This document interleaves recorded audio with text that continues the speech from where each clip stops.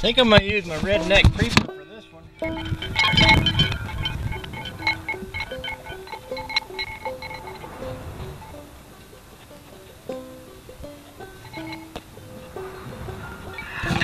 Okay, here's what I think. I think I need upper ball joints. Probably wouldn't hurt to do uppers and lowers if I'm going to do them, but you see right there, I see where there's a piece of ball joint. Looks like that ball joint's kind of, if something ain't right there. There, can you see that? I don't know if you can or not, but it looks to me like something ain't right. I think it wouldn't hurt to go ahead and put upper and lower ball joints in this. There's something else here that's different. Now, I'm not terribly familiar with these brake drums, but this has a bleeder valve up top. It has another bleeder valve on the bottom. How interesting is that? Of course, you got one brake line that comes into it, but why would you have, unless you got dual cylinders in there, and if you do have dual cylinders, are they hooked up in such a way that well, if it's got a bleeder valve on it, you would think it would have to have fluid into there. So that'll be an interesting project when I go to pull it apart.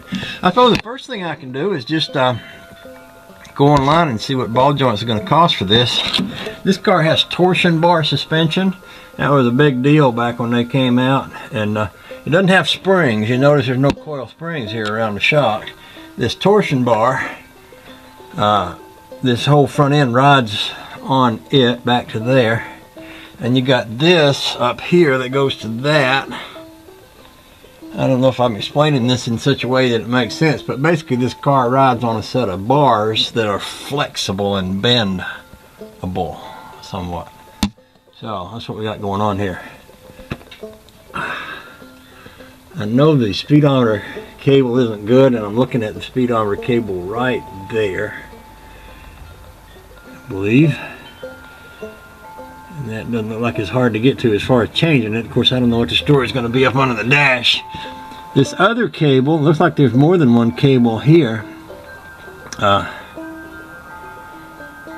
This car has, instead of having a park, you mash something like an emergency brake that locks a drum on the back of the transmission.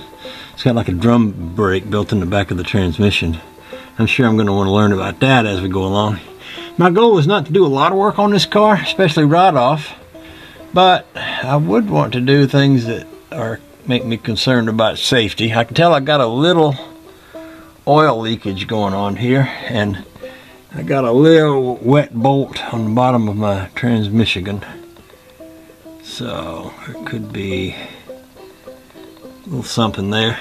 I knew this car wasn't perfect. In fact, I know there's some rust in this car that big Ford don't have. This car's got some body rust in one place up under it, way back up under there where you can't see it because my lift's in the way. But there's a piece of rust in that side panel that's up under the lift there that's going to have to be repaired.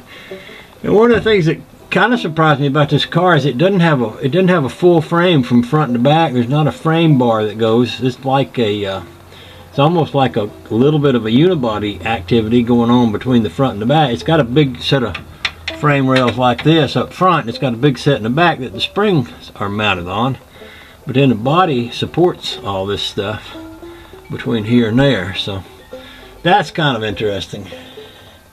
And a little, well, it would be a little concerning if you had much rust in the car. So that is something to think about anytime you're replacing rusty spots in a car like this. Is something to think about. But I'm thinking my first thing I will want to do here is to throw a new set of ball joints in this baby. And I'm sort of tempted to go ahead and pop these wheels off today and put those other wheels on it. I like the, to be honest with you, I think I like the stock rims better than I do these aluminum wheels. These are, I think he said these were truck rims. But I'm not in love with them. I mean, they're okay, but they're not what I would have chose. I'm just saying.